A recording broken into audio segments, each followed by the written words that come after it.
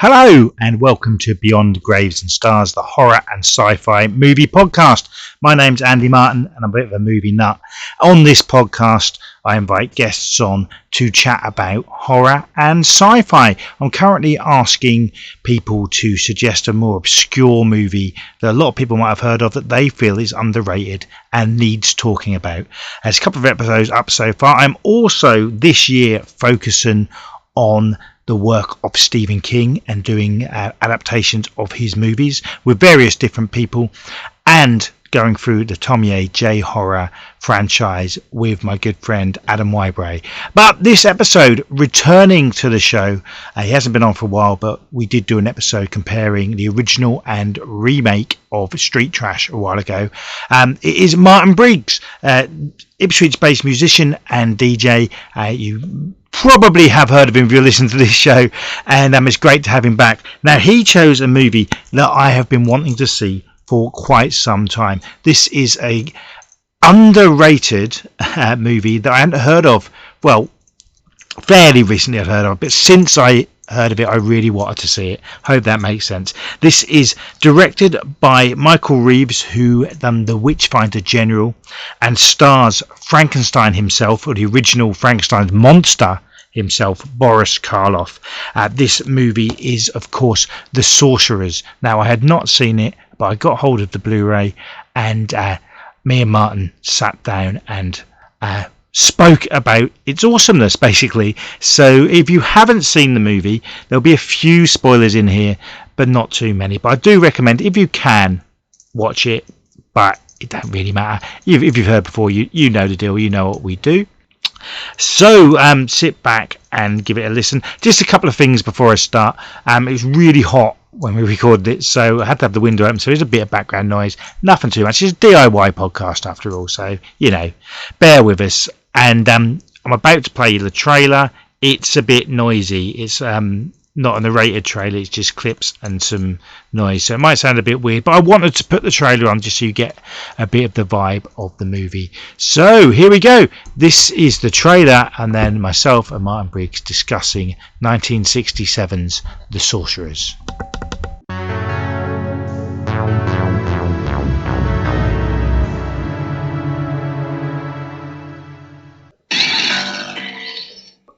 With no hangover, ecstasy with no consequence.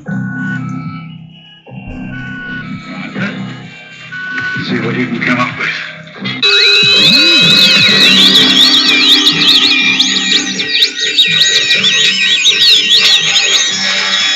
From now on, we are going to control your mind. From time to time, we'll put thoughts into your head, and you will obey those thoughts.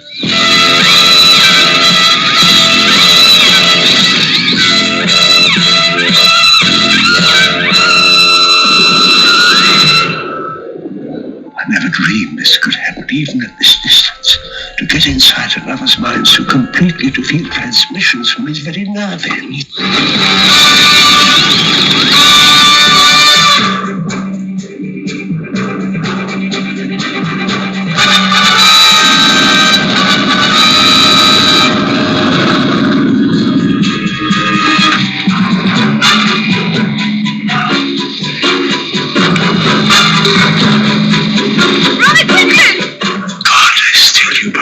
Of your mind.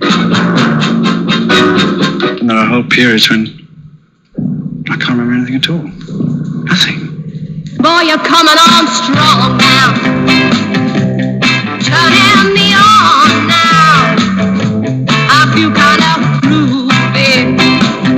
Oh, baby, you move me. Well, you get me to the stage where I feel fine, and then you tell me that I gotta toe the line.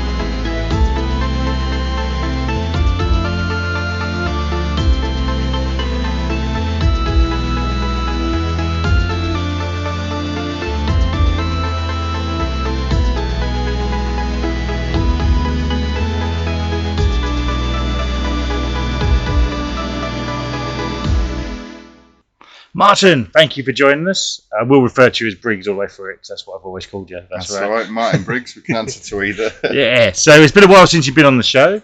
We've done the street trash comparisons, didn't we, a while ago? That's right. I couldn't remember what it was we'd done. I knew I'd been on before, but I couldn't remember what film we did. Street Trash compared the original compared to the new one. Yeah, that was probably about a year ago we'd done that. Yeah, time flies. What have you been up to? Very briefly in that time. Mate, still doing the radio. I think I was doing the radio stuff then. Yeah. But, different station. I'm on a station called Alt Zone Radio. They cover all kinds of alternative music, as the name suggests. I do a couple of shows there. One's for sort of new underground metal releases, and the other one's punk show. Cool. It's just like an hour of classics and modern stuff mixed up, but yeah, enjoying all of that. Still doing plenty of radio stuff. Aside from that, yeah, the same old, watching films, playing video games. Hey, that's what life's all about. Just before we properly get started, I will acknowledge that it's hot where we're recording this in my flat, so the window's open. So you might hear traffic, shouting, stuff like that in the background, but it's that muggy weather into it today. It's not good. It's close. Yeah, close. So, but this is a DIY podcast, so that's what you expect. Now, I've asked listeners and previous guests to choose an obscure horror or sci-fi that they think needs more recognition. I'll watch it and we'll have a chat about it. And you picked a good one to start with. One that I only heard of this a few years ago, but it's because you mentioned it. 1967's The Sorcerers, which is a horror, but I think you could class it as a bit sci-fi as well. Definitely elements of sci-fi there. I mean, the name suggests it's going to have a kind of supernatural element that isn't there. The main characters are sort of scientists, mad scientists, yeah, which does tie it to horror as well. Obviously, your Jekyll and Hyde comparisons can come up a little bit with this. But yeah, it's sort of like a sci-fi horror, and it's also a nice little bit of 60s psychedelia in a way. That's one of the reasons I absolutely loved it. Firstly, though, how did you first become aware of this movie? So I used to do a stream, a Twitch stream, and we'd have a film night as sort of like part of the Twitch community that we had going on there. And this was one of the films that we dredged up for that. I had never heard of it either until I just went looking for films that might be suitable for it. Saw it was Boris Karloff, so that first piqued my interest. You've also got Ian Ogilvy, who's he does have a part in From Beyond the Grave, which is the first time I saw him. He's in quite a few 60s films, so I recognised him as well. And it's Michael Reeves who went on to direct Witchfinder General, which I've already seen. A lot of people have, being Vincent Price fans and everything. It's one of his best ones. So I thought, yeah, we'll give that one a go. And it was completely different to what I was expecting. You get all of these, like we mentioned, the sort of psychedelic sequences, and the concept of the film is a little bit different, and it's sort of familiar, but sort of different at the same time. Yeah, and it's got a bit of sort of British kitchen sink type drama in it as well. When you look at the costumes and things like that in the films, like everybody's dressed just exactly how you would be dressed at that time period, which I think sometimes when you get stuff that's set back then, but it's made in the modern day, everybody maybe looks a little bit too cool, but they don't in this necessarily. No, you've got the good comparisons, because there's the older couple, one of which is Boris Karloff, and that's the sort of, when you see them in their flat, it's very kitchen sink, that sort of grimy almost. And then you've got the youngsters who go out to the nightclubs, which is also like, it's not Studio 54, is it? It's kind of but underground, very 60s, almost Velvet Underground type it stuff. definitely has that kind of feel, and they tried to capture that sort of sense of what London was like at the late 60s. And I think, like, by comparison to other films that have tried to, I always come back to Dracula AD 1972 as a comparison for a time when they tried to capture a similar sort of thing, but maybe got it a bit wrong. I think they do it really well in The Sorcerers. The only thing that I thought was a bit questionable is that band that's playing is meant to be like a top 20 band. And I was like, well, they're playing to about 100 people in a London club. They're playing to the tiny club that's not sold out, and then later, for reasons, they make the front page of the paper. But I imagine that, though, is a budgetary thing of the film. But I think it pays off, though, because it does create quite a lot of atmosphere and pulls you into the sort of setting that they want you to see the film, and it plays into, in the way that horror films always sort of play off sort of themes of the day. it being the 1960s, and you've got that sort of pop cultural revolution happening, and the theme of this film is sort of like the old envying and maybe even hating a little bit the young. Yes. Which I suppose I gets us onto the plot. Yeah, I was going to say, do you want to give a quick summary of the plot? Yeah, so I mean, basically it's about two scientists. One of them, it's not really mentioned hugely in the film, but one of them, played by Boris Karloff, is kind of like a formerly well-known and respected scientist who was kind of smeared in the press and his reputation's in tatters, which leads him and his wife, who's sort of like probably worked on research projects with him in the past, to this kind of weird experiment whereby they know their lives are coming to an end.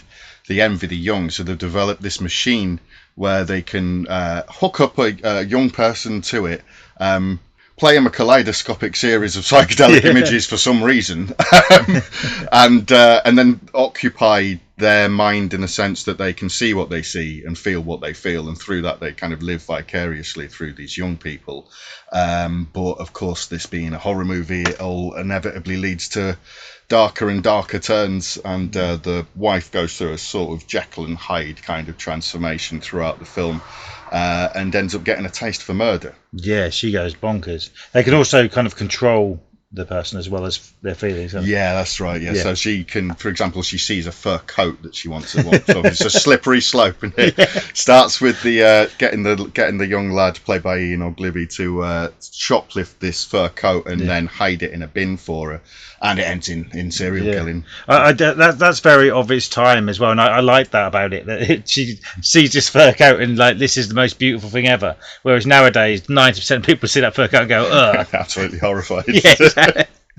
But there's a lot of stuff like that in this, and I like that because it is so 60s, but it's almost like just naturally that it's not like trying too hard. It is 1967 was the release, so it's right in the heart of that. Michael Reeves as well, of course, like he famously did die very young at sort of 25, not too long after he made this film. Yeah, so he was a young person immersed in that world. Yeah, so he'd have been 23 maybe, because he actually died before Witchfinder General was released, didn't he? I mean, obviously they had finished making it. But, and he hadn't done too much before the Sorcerers. And then, there was Revenge of the Blood Beast in '66, which I think Ogliby is also in. Yeah, that's also called the She Beast, isn't it? Yeah, that's one. Have you seen that? I haven't seen that one. No, never got around to it. That's one that when it's 88 Films released this, isn't it? A while ago. The Witchfinder General came out just before, and I love that film. And not just because you can briefly see my dad's old allotment in Kersey in it. It's all filmed in Suffolk. But I watched all the features, and I wanted to see this, and then the She Devils, the She Beast, is it the first one? But that is available on Blu-ray now as well. You can get it. So that's something I might have to pick up, and maybe we could even do a follow-up episode to it, because we both haven't seen it. That's a lot lower budget than this. And this is fairly low budget, but I don't think this really seemed it. I mean, it's very...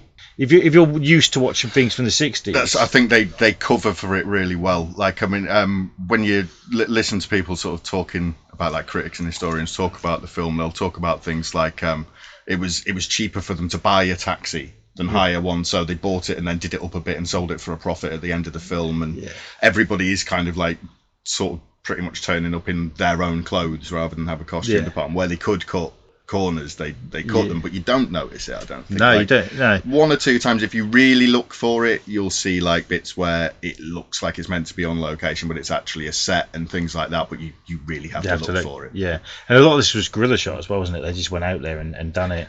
There's even not to do... We don't really want to do spoilers, but we might accidentally. So this is your warning now. There might be a few spoilers, but watch it first. You can get hold of this. It was actually shown on Legend TV in the UK yesterday, the day before we recorded, at 3 a.m. But it's available. But there's a scene where a car literally explodes, and they had no permission to film that where it was filmed. So I just love stuff like that. And most of the stunts are the actors doing it themselves. There's not that many in it. Not many, but I mean, one of them does involve like a high-speed motorcycle chase with two actors on the bike and no helmets. Yeah, that made me laugh as well because they've got no helmets, so they don't worry about it, but yet they wear eye goggles. So it's very important to protect the eyes.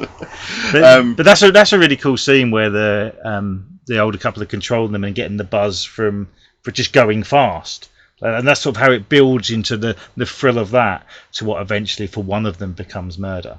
Yeah. And I'm trying to think the actress who plays the wife, because she was in a Hitchcock film, wasn't she? This is Catherine Lacey, and she, for me, I mean, Boris Karloff is good in this, and a couple of other people do stand out as well, but Catherine Lacey really makes the film. Yeah. She plays Estelle, is the name of the wife, who goes right off the rails. And she's in loads of movies, and was also a British actress known for stage work as well at the time, and the most well known for the Hitchcock movie in 1938, so nearly 30 years before this, The Lady Vanishes.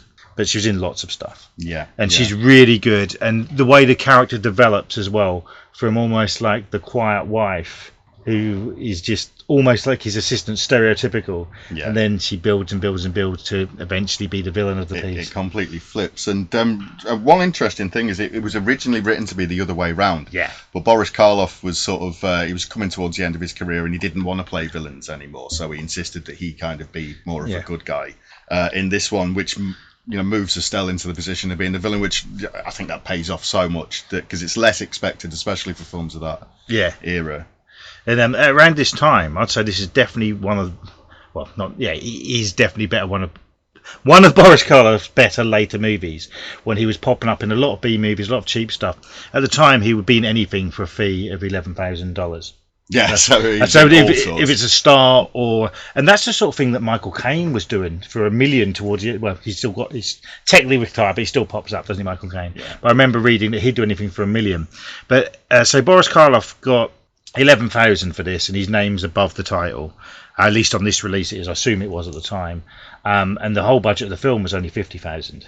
So 20% of it, more than that, was for him. And they did see it as a bit of a coup to get him as well. Like they were really chuffed it was Boris Karloff, and I think some of the other actors, because he was respected. Yeah. And I think some of the other actors commented that they felt like trying a bit harder on what would have otherwise been, quite just a B movie kind of level of horror. Yeah. Because Boris Karloff was there and he was doing his good work on that film. I think like even the director as well apparently like used to say that we are making rubbish, but we should make the absolute best rubbish we possibly can. Yeah, because it was it said in one of the interviews with the main actor, I forget his name already, Ian Ogilvy, who's still alive, and in the interviews with him he seems like a top guy. And they're fairly recent interviews on this release. He was saying that I've lost my frame. Firstly, I was going to say that Michael Reeves was a huge fan and was just over the moon that he got. That Boris Karloff was in the movie. And the actor was saying that on set, it seemed like the way he said it was like Karloff was almost having fun, doing his best at what he could because he was old. He died very shortly after as well. But he'd make jokes like, if they don't get on with this scene, I might be dead before. And I think, and also the director was like, he's known for horror. He made 3 films, all horror.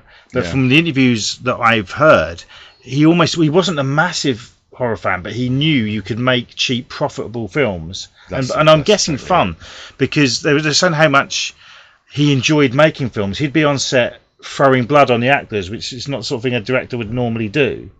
And that's one of the reasons why a lot of people, around his death, he died of an overdose, and they pretty much confirmed it wasn't suicide.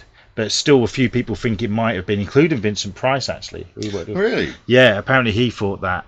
But so many people who knew him well were like, no. And it looks like, it was alcohol and medication, wasn't it? And he was only a little bit over, and people were saying, well, if he tried to kill himself, he'd have probably done loads.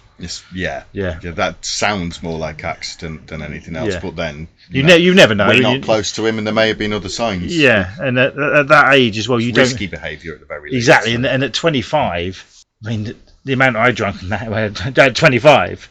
Yeah, it could have killed me, and if I'd have been on medication, you don't think at that age you're careless. Especially, I imagine, in the 60s, not that we were around. And it's a real shame, isn't it? Because between the Sorcerers and Witchfinder General, you've got a really, really promising young director there who may have been working in horror because he felt he had to, rather than he necessarily would have chosen to. Bit of the fact that he did insist on taking his own work seriously enough to make decent movies. That's the thing. says a lot about his talent, I think. Yeah, I mean, you never know, but he could have gone on to be someone. I just said Sam Raimi, but a horror director like that. He could have built, because I haven't seen the first film, but personally, I think this film's fun and in many ways as good as Witchfinder General. But he's definitely grown between those two films. Yeah. And because of this film, he was clearly given a bigger budget for Witchfinder General. I reckon because of this is why he got Vincent Price on board. There's so many things that he was just building and building. I'm almost definitely like, if you've got Boris Karloff, obviously he was a personal friend of Vincent Price, but if you've got him saying, "Oh, I worked for that guy, I had a good time, he tread as well," then then you can get Vincent Price or whoever else just probably on that recommendation. We don't know what he would have gone on to do had he still lived. It's a shame, really. Yeah, but he has gone down as a bit of a legend in the horror scene. Because the third one the first film he made is still quite respected, but these two movies are this being the lesser known of the two, but Witchfinder General is frequently brought up in like influential folk horror movie lists all over the place, and it's one of the kind of probably most well-known films in that genre. Do you know what got me into that film when I was younger? What is it? The band Cathedral done a song called Matthew Hopkins' Witchfinder General. It's a great tune as well. With quotes from the film, and in the video they had clips of it, and that's why I tracked it down. I watched it when I was young with my dad, who just kept pointing out scenes of Kersey and Lavenham where he grew up, and he can remember them going there and filming it when he was younger, which is really cool. But so this is so different. It's all filmed in West London, and you can kind of tell that most of it is just them going out on the streets and filming. And they do make good use of quite a lot of the locations as well, like those little sort of dark alleyways and dingy corners that they're old traditional pubs look cool, and he goes in a wimpy at one point, very early wimpy. Which is so when you're saying it's so 60s and British 60s as well, with that wimpy there. And I think the only time it sort of maybe gets let down by using very realistic locations is when you're having a high action car chase, and it's through sort of suburban London, and there's all these semi-detached houses. I kind of like that. It really adds a lot of charm to it. But. And when you see the suburban bits, it reminds me of scenes from old Carry On films before they go on holiday. You'd always see them gather outside the street. Sid would meet the wife, and but it's really got that feel, which I really like. And he works in an antique shop. Well, we think he works there. But one thing I've got to mention it. Do you remember the name of the antique shop he works in? Yes, it's called the Glory Hole. Which is a choice, isn't it? Yeah. I mean, was it deliberate? I mean, back in the 60s. I feel like... Yeah. And it's impossible to look at that and think they haven't done it on purpose now. I don't know what the actual answer is. Yeah. And when you think 60s and you think stuff like Austin Powers, that's the sort of... But that made me chuckle quite a bit. And it looks more like a tat shop than an antique shop as well. That's something that's pointed out on the commentary, and it's very true. The direct comparison they make there is to the antique shop that Peter Cushing's in From Beyond the Grave a few years later, which is full of all of these really lavish looking objects. And this is I don't know, maybe it's a charity shop level of contents in there. I'll got to quickly tell you my Beyond the Grave story. Because I wanted to pick up a copy of it, because for years, and it has been years, you'd been recommending that to me, and I was like, I'm going to get it. And then a customer in the pub I run went on about it so much that I should watch it, and had a bit of a go before never seen it. It put me off. You know what it's like. If it gets to the point where it's a chore now, you don't want to watch it anymore. But about a year ago, maybe a little less, it got a Blu-ray release. So I bought it second it came out. Didn't tell this guy. Still haven't told him I've watched it. And it's really bloody good, isn't it? Yeah, out of those Amicus sort of anthology films, it's for me the best one. I mean, I watched that one on TV when I was probably about 13, and it was sort of like one of them late night showings, like the Sorcerers got last night, apparently. But that was it was basically the first horror film of that type and that era that I'd seen before I'd even seen a Hammer film. So it was just a really influential one. It's one of those anthologies where every story in it's good. That is actually this episode will be up well before that. If you're local to where we record this, in Colchester at the Art Centre, they do some horror nights, which is really cool. They show, usually it's a hammer or something like that. And I've been a few, but they usually fall when I'm working. But near Christmas, they're showing From Beyond the Grave this year. Oh, fantastic. And then they're doing a horror quiz. So I'm going to go to that, so I'll give you a shout. And it is related to the Sorcerers in that Ian Ogilvy is in both of the films. Exactly. I just want to talk about the character's name. So Ian Ogilvy plays Mike, who, in interviews about it, he's like, oh, there's not much to him. But he's a bit of a... He's not the nicest of leads, is he? No, it definitely isn't. I mean, of course, like, eventually it's because he's being controlled by the villains in the film, but the fact is he isn't very nice before that happens either, and it's falling out with his friends and going off in a bit of a strop that leads him to meeting Boris Karloff's character in the first place. Yeah, I need a walk. You look after me, bird. His words like that type of thing. But basically calls his mate stupid as well. That's because he's got this. He works for antiques and a bit of a more to-do job, whereas his mate, the very likeable Alan, played by Victor Henry, who's a mechanic, isn't he? Yeah. And he's not that nice to Alan at all.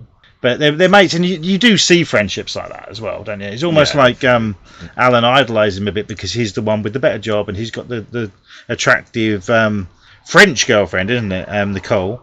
Yeah, I mentioned Michael Caine earlier. I think she actually was Michael Caine's partner at one point. Yeah, while they were making this film, apparently. And yeah, she's the you don't know what she does, but she's the attractive girlfriend who he doesn't treat very well. And I think that's kind of... I'm guessing to represent the youth at the time, just carefree and just, you know, which is, and also I think you need a reason for the older couple to resent them a bit. Yeah, exactly. So they're sort of like youth is wasted on the young kind of mentality. But he's not a complete, you know, he's not like a villain. He's just a bit selfish and a bit, you know. I think he's convinced himself he's doing some sort of legitimate scientific thing underneath it all. Even I think underneath it all, he knows that it's just selfish, really. But he's trying to dress it up that way. Whereas Estelle's going along with that for a little while and then just completely abandons that. It's like, we're on a joyride. Yeah, it takes over, people. Yeah, but yeah, I like the best friend character. Unfortunately, Nicole's a bit of a 2D character, but she comes towards the end. She wants to help everybody, so she's likable, isn't she? Yeah. And also, I didn't pick up on who this was until I watched the special features on the Blu-ray. At one point, Mike goes to see an old girlfriend, and that's played by a very young Susan George, who went on to be in loads of stuff, didn't she? Including I think she was about sort of 16 at the time. Yeah, So that shows a lot about the times as well. Because it really does, because of the way she's portrayed. Yeah. But she was obviously Straw Dogs, wasn't she? And a really good British horror from 1971 called Fright. It's like an early slasher, which I really recommend. But yeah, she's not in this for long, but she is in it. Probably one of her early roles because she was a model at that time. But yeah, the one character I really like, I will add. I don't even know his name, so I can't tell you the actor. But you see Alan working basically underneath the car and fixing the car up as he's a mechanic. But his boss is like a proper London geezer, very 60s. And he says a few. He goes to meet the young lady when she stood up, and the boss says something like, "Make sure she's on the pill," or something like that. And then sort of laughs to himself. He's one of these likeable rogue type characters who's quite funny. And there's another bit what stood out for me as well, which shows a bit of his time. The character of Customer in the Shop, played by Gerard Champion, who was a comic actor at the time in lots of stuff, and he went on to like run nightclubs. So he would have been recognisable to people. Yeah, it's like a cameo. But there's I'll use the word camp. A rather camp guy comes into the shop. Did you remember this bit? Yeah. He's like John Inman times 10, and he's got no relevance to the plot at all. It just kind of happens, and you're like, whoa. Just want to chuck that in there. Yeah, I think that was meant to be a bit of comic relief. It won't land the same way in 2020. No, it made me laugh, but for the wrong reasons. Now, it's like, did they just do that? Yeah. He's like, oh, ducky and stuff. Did I just do that?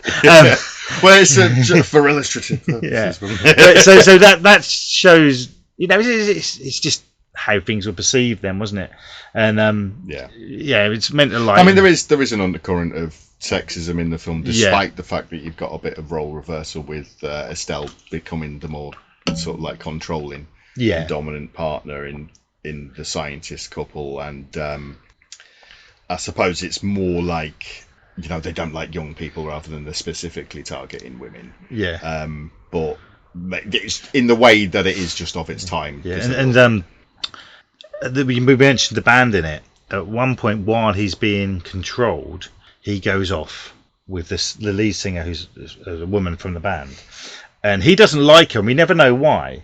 And when he's not under control, he's really horrible to her. Yeah, and the things he says about her, we don't know why. He calls her a slag at one point. I won't go anywhere near her. all we know about is that she sings in a band. Yeah, really. I think he actually really fancies her, and she doesn't like him, and that's because that's how a lot of blokes are, isn't it? Yeah, it's the pulling of the hair in the playground. So there's a lot going on really in this. Yeah, it's the plot could be a 30-minute episode of The Twilight Zone, but also there's a lot of characters. There's a lot for 87 minutes. But and it's a decent length for the type of story that it is, because you don't really get bored while you watch it. No, I didn't at all. There's a lot to think about, a lot going on, a lot to laugh with and at as well, which I like in a movie. But it's next year. This will be 60 years old, and as dated as it is, it's progressive as well. You know, there's a lot. So long as you are taking it in the context of it being made in the late 60s, then there's definitely. And I think it's a shame that it wasn't more well known, because it could have been a film that had quite a lot of influence, but maybe just got buried in the way that it was marketed and the way horror films were perceived at that particular point in time. True, even by its own director. You know? Yeah, but also, I mean, the fact they used Karloff to sell the film, at this point, he was in so much, I hate the word for films, but trash. Yeah. The market just got lumped in with the other things he was doing just from he's had his day, sort of thing. But Ben Kingsley's gone on now. Have you noticed this? Ben Kingsley nowadays, any old rubbish. He won an Oscar, and he, when one of his better films in recent years is The Love Guru, it says a lot, doesn't it? That just turns up when they need a sort of posh fella. Yeah. But yes, it's weird how careers go, isn't it? But also with Karloff, and he was just referred to as Karloff at one point in his career when he was that big, wasn't he? As much as Frankenstein made him, it was difficult for him to shake that, wasn't it? Yeah. And I don't know if I've ever seen a Boris Karloff film that isn't a horror either. And that's what really led him to wanting to sort of soften the character in this and end up being a more... Because you can't say he's a good guy, really, because he starts all of this, and it was never really a good thing he was doing. No. Whatever he's told himself, but he comes to regret it in the end, so he at least has that redemption arc through it. And I think that you really can see him helps enjoying playing a different sort of character to what he's used to in this. Yeah, and also it's sold as his film, Karloff, and it opens with him walking down there, and the opening, almost like the cold open of the film, is him. But then it's slowly he's in less and less until the end it becomes the character of Mike's film. So I reckon they extended this character because he was playing it. Yeah, definitely. Like you mentioned earlier, when you take out the chunk of the budget that's gone on Boris Karloff alone, you're going to want to get as much of him on the screen as you can. Exactly, yeah. Throughout that, without ruining the story or anything like that. And then, it's 87 minutes, and apparently there was an interview with the editor on the Blu-ray that it came really short to time-wise, and they needed to boost it up. So some of the scenes, especially like when the machinery's been moved and stuff, are really stretched. And now that he's said it, I'm like, them scenes did go on for a bit. But it doesn't necessarily feel like it on your first view when you go in blind. Yeah, it doesn't. Adds to the atmosphere. Maybe. Yeah, it feels like the way that the location almost feels like a bit of a character in it. It's that present that maybe just pads that out in that way. I think they padded out the right bits. Well, they mention as well, don't they, that they weren't the way that they'd been asked to edit was something that the editing team weren't very happy with. Like, it was like, as soon as the reel was done, it had to go off for cutting, so the editors never actually saw a complete version of the film. Yeah. And the original sort of like main editor on the film asked not to be credited. So the person giving interviews on this Blu-ray version of it wasn't the main editor on the film, but he's the guy who's credited as being that because the other guy was unhappy with that. So I suppose it's not what they were used to working with. Again, it's another way that you can see that they were doing things differently and maybe still learning about making films at that point. Yeah. That's when you watch this film, though, you wouldn't think it was a second feature by a guy who'd have been 23 at the time. No. You know, that's really... And to immediately go on to what's genuinely regarded as a classic in Witchfinder General. And it's only a year later as well. You can see how much they learned making this film to go on to Witchfinder General literally the next year. And it'd be a much better production overall. Yeah. Not that there's anything really wrong with the Sorcerers. It's just the things that you hear about are more things that you would never know from watching the film. It's only behind the scenes sort of issues at times and things like that. But I mean, they even mentioned things like forgetting to feed Boris. But yeah, it's quite a contained film, isn't it? It's like set in a club where people work and a flat with a little bit of exterior. There's a few other flats, street shots and stuff like that. It's basically set. It could be set in one small town, even though it's set in a part of London. Yeah. But I always thought by the title this film would be either kind of witchy, sorcerers, or which it's that again might have played into it, sort of it not being as well known because the title, you've got Boris Karloff, you've got the name of the film being The Sorcerers. You're probably not expecting this kind of like science based. Yeah, it's another. They might have even called it that to sell it as something else. That might be why it didn't. Sometimes as good as a film is, if you go in expecting something different, you might not like it. Often the case, isn't it? And then years later, you'll go back to a film that you thought you didn't like and watch it again and can't actually work out why that was. Yeah. So often it is those expectations. Example I'd give for that, and not everyone likes it, but in the 90s when Jim Carrey made The Cable Guy, he'd just come off zany comedies like Ace Ventura, Dumb and Dumber, and even The Mask, and then he made this dark satire. Yeah, and it wasn't. And now it's become a cult classic. At the time, it got slated, and Ben Stiller, who directed it, didn't direct for years after that. It's not a masterpiece, but that film is certainly better than a lot of people give it credit for. It's hard to work out why it was as hated as it was when you actually watch it. Yeah, like to the point that that's even referenced in The Simpsons. Yeah. But that's how. I mean, and also I think with that it's slightly different because Kerry was so big at the time. Some people, critics and stuff, were looking to knock him. Yeah, as well because he had hit after hit. Yeah, and he's a bit annoying when people know him in life. Apparently, I've always really liked him as an actor. He's he can't be as annoying as the character of Ace Ventura actually is. No. Well, I love the Tommy Lee Jones story from Batman. He hated him, didn't he? Tommy Lee Jones just really hated him because he just kept being silly. But I imagine on the set of this, it wasn't like that.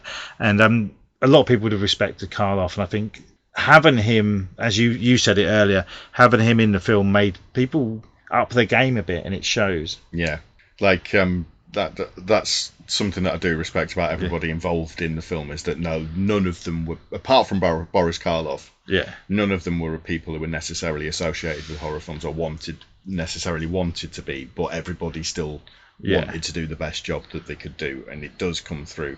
And I think that given that it's such a low budget film even for the time, it doesn't show hardly at all because they don't do anything that they haven't got the means to show. And they use the character development really well to bring out. At no point is this film scary. It has moments of gore, I guess, light gore, bit of stabbing and stuff like that in the film, but mostly visually it's more kind of just colourful, and you've got that 60s aesthetic going on. Yeah, I mean it's a 15 certificate, isn't it? I think. And that will be for sex references. Sex references, bit of gore, minor swearing, not a lot. They say B starred a few times, which would be 12, maybe even PG in it nowadays. Yeah. So, but it would have been an R at the time, I imagine, or whatever, the X, wasn't it? Yeah, just because I think at that point the censors didn't really think too much about it when it was horror. Just slap it on. But I think we should mention as well is we mentioned the great performance by Catherine Lacey. I think if Karloff wasn't in this film, she'd actually be really remembered for that performance. Yeah, when you watch it, it stands out, and you're like, "Well, she's." We say it's not scary. She gives quite a frightening performance as it builds, and like the look in her eyes and stuff when she goes full crazy. And she is brilliant in this. Yeah, there's definitely a point where you can't be sure how far she's going to go with it. Yeah, and what she's going to meet some sort of sticky end, but how? Yeah, and when? Yeah, and I suppose with Karloff in it takes it away from her, but the kind of actress she was. If Karloff wasn't in this, would they even got her to be in it? So that is the thing where they probably did see Karloff as being like, even though he was such a chunk of the budget, it'd be worth the investment for everything else and for building reputation later down the line. Yeah. And I think like Catherine Lacey is really, really good as part of that partnership with Boris Karloff. She kind of gets the best out of him as well. Yeah, I think that sort of goes both ways. Yeah, and also having one thing we should consider, having Karloff involved, the budget might have they might have got more investors because he's in it, so the budget might have even gone up. So it might not have made that much difference. You don't know. It's really hard to find stuff like this out anyway.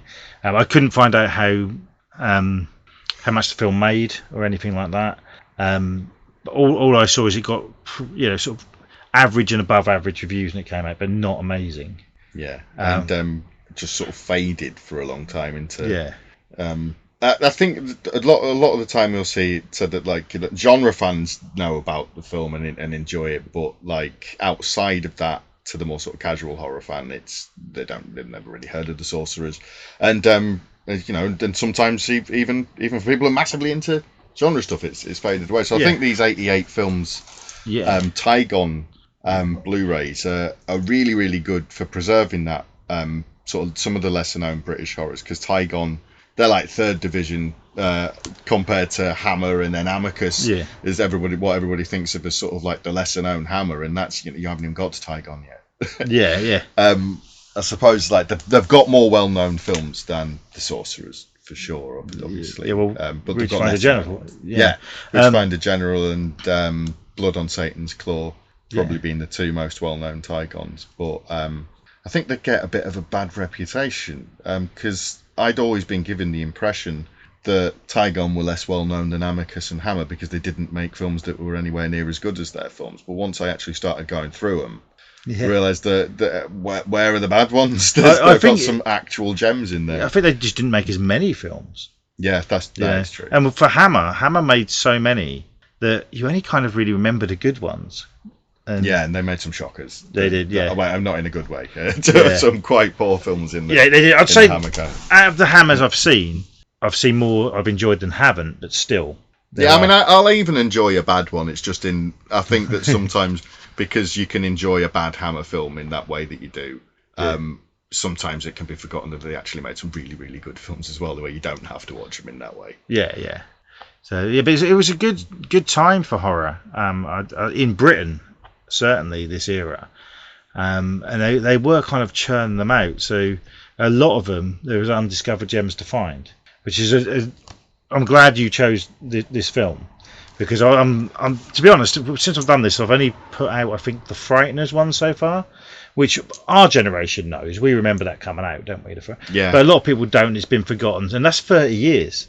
But still, that's 30 years after this. I remember the Frighteners coming out because it really strong visual moments in that film that just like if you saw it, or it was even you just saw advertising for it was going to be lodged in your head as like quite an iconic look in the Frighteners. But it faded into obscurity in the end. Yeah, because it just wasn't one of the bigger films of the day, I suppose. No, when I'd done the podcast, Sam looked up what was released at the same time. And there was something massive. It was like Independence Day or something came out at the same time. And not everyone's like us and will go and see more than one film in a week, month, or some people even year. So I could see why. But yeah, I was just enjoying looking at these. I will tell you. Someone else has chosen. I'm going to do it soon. Dark Skies from about 10 years ago. Oh, it's really good. I watched it. Nothing about it, but it is a really good film. But I dug out the DVD. I have got it, and I saw it in cinema and liked it. I've got this good one to rewatch. But when she mentioned it, I got excited because I misheard and thought she said Dark City. Oh yeah, I get what's that. But yeah, Dark Skies. I remember. But that's another one that some of these films I remember them coming out and they're advertised and they seemed like they were everywhere. Then they're just forgotten. And I think reissues with Blu-rays and stuff, you see them on a shelf and you see the adverts online. It's great. And often films will just go on streaming and they'll just appear and you don't even know they're on there. Yeah. And I don't want to diss streaming. It's streaming. really difficult to go through streaming services and have any idea what the good ones are and not. So often it's like Netflix made it or you know, that kind of thing. You just don't know. But the one that gets me is Prime. There's so much good stuff on there. But you've got to search. You've got to find it. Yeah. I tend to, when I'm looking on I use Letterboxd a lot. It will tell you where you can watch the films on there. So if I'm researching stuff and I just go on that and then that is handy because it's Prime. Especially, you can spend ages going through it and not seemingly never reach an end to what's actually on there. And especially for underrated horror movies, it can be actually brilliant, can't it? There's some good. There's a lot of films pop up on there that I'll now start going to horror festivals. Films will come out and then they disappear off the face of the planet. Then 2 years later, they'll just be on Prime. Yeah, which is really cool. And that's the trouble. I mean, I enjoy it because I'm a bit of a nerd. I enjoy finding films and searching to see a director's done something like with this. I mean, he's only done 3 films, but I'm definitely going to go and watch his first film, like I say. But the casual film watcher won't do that, will they? They'll just whatever flashes up. I don't mean this. I'm not trying to dumb people down. But what if you've had a long day at work and you sit down in front of the sofa and you're into horror films? If Prime, Netflix, whatever, flash up the new one that they've made, and they will advertise, you're going to watch it, aren't you? Yeah. And that's. To me, it doesn't really make sense because you'd think they'd want people to watch everything. Or do they just want the money off people to have them on their service? I mean, in the case of Netflix, it was just quite disappointing when some of their executives were talking about how they're intentionally making content to be watched in the background whilst you're on the phone or whatever. So I can't always trust. Sometimes they come up with something really, really good, and other times it's like they're like we're literally aiming for mediocrity on Netflix, where they're not all streaming platforms are like this. I mean, with the thing with Prime, I suppose, is that it's old films that I go on there for rather than new ones for the most part.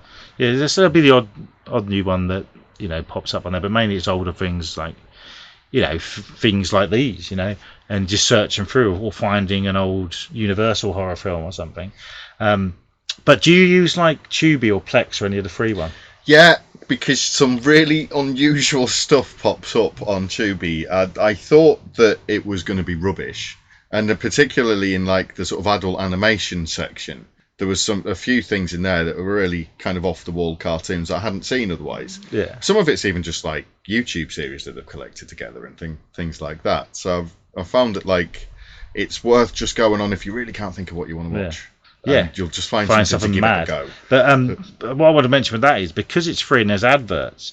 I'm addicted to my phone, but every 20-25 minutes there'll be a 30-second to a minute ad break, so you can check your phone. Then I kind of like that sometimes. Yeah, it's I mean, it's something that we complain about a lot, but it was watching films on the telly was like that. Yeah, it always was. You'd have to pause it if you need to go for a Jimmy Riddle. That's when to do it. And even if you pause it when the advert's on, is your note to a stopping point of the film. I will mention a film actually I saw on there I think you'd like. It's terrible. Have you heard of the Ghastly Ones? Don't think I've even heard of that. 1960s British low budget horror. It made the Video Nasties list. From the 60s. From the 60s. That's interesting. But the acting is terrible. There's a scene where it's shot and there's a light. And the light's just in the way of everything. I don't know if it's trying to be arty or just badly shot. It's gory, but it looks so fake. I don't know how it made the Video Nasties list. But my personal favourite bit is when there's a murder and you can hear the director shouting directions. It's well worth that bad. Yeah. Just at the level where it's like, it's not even competent anymore. No. And that bit's really early on in the film as well. And it's one of those that really hard to get hold of. Nobody would want to issue. But I'm a bit obsessed with the Video Nasties. I've still not watched them all, and I was reading up on it, and I was like, I wonder if I'd done the Letterboxd thing, and it was on Tubi, so I watched it, and it's you can actually see it on there. Yeah, it's still there. It's still there. It's called the Ghastly Ones, yeah, and it's it's Plan 9 level bad. It's not as good as, it's not as enjoyable as Plan 9, but it's definitely worth a watch. And I got so frustrated because I was having internet troubles when I watched it as well. So I'm watching this bad film, this very badly paced, but I had to watch it, and then the internet kept going wrong. It took me about 2 hours to get through it, but I'm glad I did because of the naff bits are well worth it. Yeah, I'm going to give that a go. Tubi is definitely a little bit of an underrated platform to find weird things on. That's insane that it's got that though. Yeah.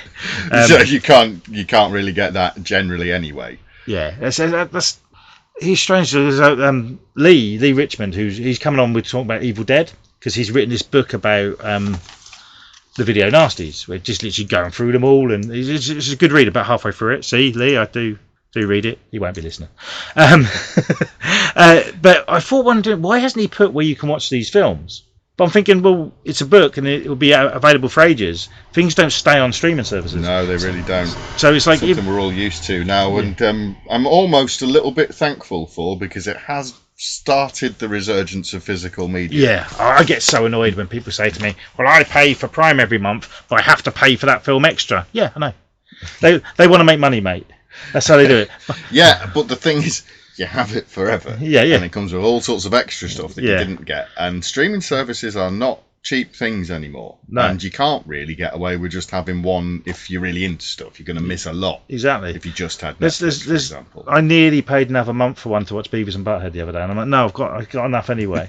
But also I get this. I'll be talking to someone about a film. Oh, I'll lend you the DVD. Oh, well, I ain't got a DVD player anymore. Well, you're an idiot then.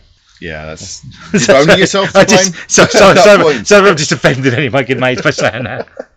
But it's so true. It's, oh well, I got rid of them all, didn't I? When I got Netflix. Why did you get Netflix? I got it for Adam Sandler films. I mean, anyway. Yeah. It's it's definitely on. It's definitely happening. I think sets like these Tygon ones from '88 films are pretty good quality. Like they feel like it. You know, when you get films in a cardboard sleeve, sometimes it's very thin. This is like really thick, embossed kind of cardboard, where it's like, they usually still go in the bin. Yeah. But you open it and go, oh, that feels good, doesn't it? Yeah. That feels like a quality product in your hand sort of thing. That I feel like with the extras, and they've gone to the extent of tracking people down who just worked in the editing departments on these films and things like that. You get a really decent. Yeah, and if you 2 or 3 commentaries sometimes, even if you just the packaging, like you say, is fantastic. You get your posters and really. They come with like full to almost book size booklets. There's a new one out, 100 pages and things. Came out Monday. I forget the company, but Vampire's Kiss, the Nicolas Cage. Have you seen that? No, but it has been on the list to watch for a while. It's amazing, but there's loads of extras. There's a commentary with the director and Nicolas Cage together, which I imagine is insane. Booklet, posters, everything. And if you're into a film, it's great. And I love the Arrow releases, and I bought one the other day. I didn't even know, but I pre-ordered it, forgot about it. I've done a little video for it called Killer Party, an 80s slasher. I just thought that'd be worth there's loads of extras on, even if it's rubbish. And the film blew me away. It's ridiculous. The first 10 minutes is a hair rock 80s music video that hasn't really got anything to do with the film. And then it turns into a slasher whodunit. Then the last minute, they just forget all that, and it's like the last 10 minutes like the Evil Dead. I recommend it. It's did we ever figure out who done it? I don't know. Let's say demons. Yeah. So it's brilliant, and I love stuff like that. And through physical media, I see more interest in the. They appeal to me more. It stands out. If I'd have just seen that film with the title on a streaming service, I might not have bothered. Yeah, but that is one thing that sometimes I watch people scrolling through the streaming services and you are going way too fast to know what any of that was that you're looking at. And also, when you've got the option of streaming or lots of different channels, give a film half an hour, get bored, flick, and try something else. If you've actually bought the thing, you've spent money on it. Granted, I know not everyone can afford to, and I'm not rich, so I'll often skip meals to buy a Blu-ray, and I'm not even joking. And that's true. That is true. But you've spent money on it, and you're like, if the first half hour's a slog, you're watching it till the end. You paid a tenner. Yeah, you're going to watch it at least once. Yeah, definitely, because you've invested that far. And some films are. I will never criticise a film unless I've seen it to the very end, because you never know. genuinely you have to have at least seen the film. Yeah, yeah. And that does mean watching it to the end. And I think, to be fair, if you really want to have any strong opinions about a film, you probably need to have watched it properly rather than watching 3 things at once and so on. Yeah. As well, like, because so often people criticize a film quite heavily, and it's like some of the criticisms that come out, it's like, yeah, see, that wasn't a plot hole. It's just that you weren't watching the film for that time that they explained that, or that thing happened. Yeah. But I'll often see, like, a new film will come out, and I've quizzed people on this before, and they'll moan about it, criticise. I'm like, did you see this in the cinema? And then they'll inbox me because they don't want to put it on their socials where I've had a go at them. Oh no, I got it from this dodgy site. Firstly, shut up then, you've nicked it. Secondly, I bet you watched it on your phone or in your front room while talking and not concentrating on it. Which is, yes, it's not the way to review a film for sure. Yeah. Like, I suppose it's enough to know it's not your sort of thing, but you can't then really explain why very well. Yeah, and also some people just they take great delight in slagging films off. Right. Anyone who's got either of us on social media will know we like to have a bit of a moan sometimes, don't we? Yeah, that's what at this point I only go on about once a week to have a moan, and then right, that's me done. Yeah, see you next week. But I won't ever see you go on and complain because a film's bad. You'll never do, because what's the point? Move on. But some people love it, don't they? I don't know. There's a little bit of an entitlement with audiences these days that things have to be for them, and if it's not, that's like some sort of moral failing on the part of the filmmaker, and they must be criticised for why didn't you make that film specifically for me? It's all the other films are for you. You know? and sometimes people they'll like a film, then when the sequel comes out, they've got in their head what the sequel should be, and if it's not that, it's rubbish. You know, it's someone else's idea of how it should go, it's not theirs, and then But yeah, I mean, it's the point where you should probably start thinking about being a script writer or a director. Yeah, do your own stuff. Yeah, I mean, I saw a couple of weeks ago my least favourite film of the year. I gave it a little bad review because I rate every film on Letterboxd I watch.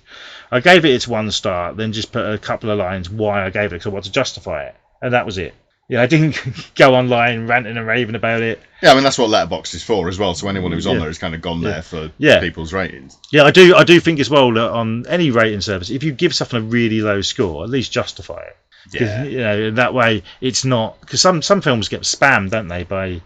That's the thing. It's like at one point, the user ratings on things were kind of useful because you could compare it to the critic score, and there was an interesting contrast sometimes.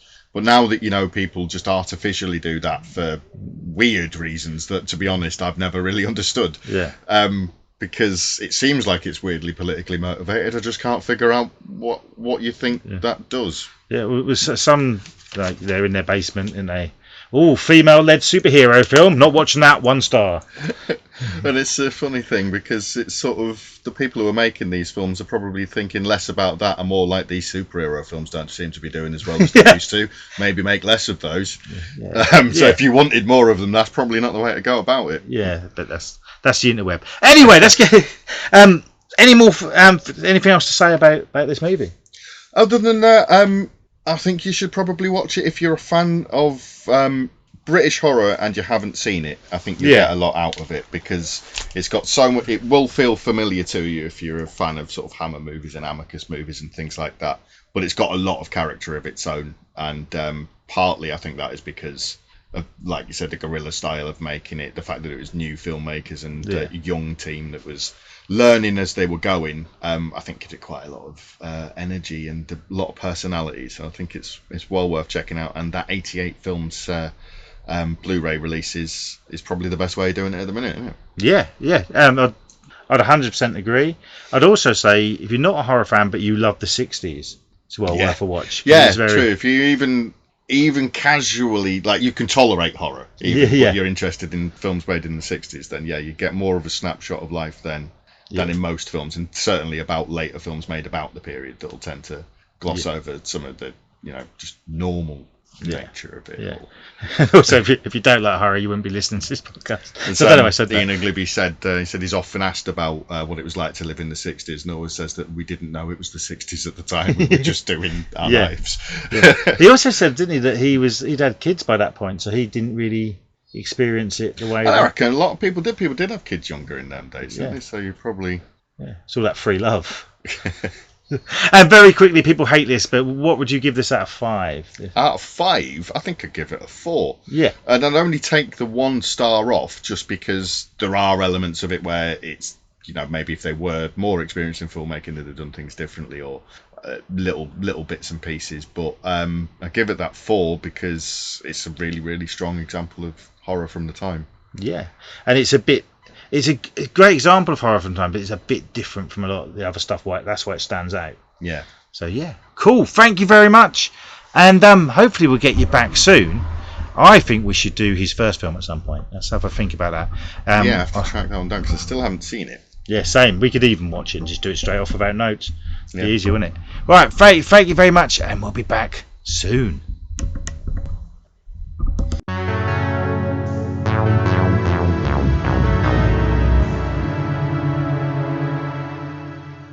Okay, I really enjoyed that. Big thanks to Martin. Do give his radio stuff a listen when you can. I'll be back very soon, as I say. Just want to add, do give us a rating on whatever platform you're listening to us on. It really helps. If you give it a high rating, it helps boost the podcast, I'm told. So that'd be really cool. Also, follow us on the socials. I'm on the major ones, Beyond Graves and Stars. And I'll be back very soon. I think the next episode should be a movie comparison episode where I compare a classic with a more modern reboot, and this is a Stephen King one, so I won't let you know what it is yet, but I'm sure you might be able to give it a guess. There's been a few of his remade in recent years. This one was not written under his name originally, if that makes sense. He released it under a different name, but everyone knows it's Stephen King, and the reboot came out a year or so ago. Thank you very much. I've been Andy Martin. Always good talking to you, and I'll be back very soon.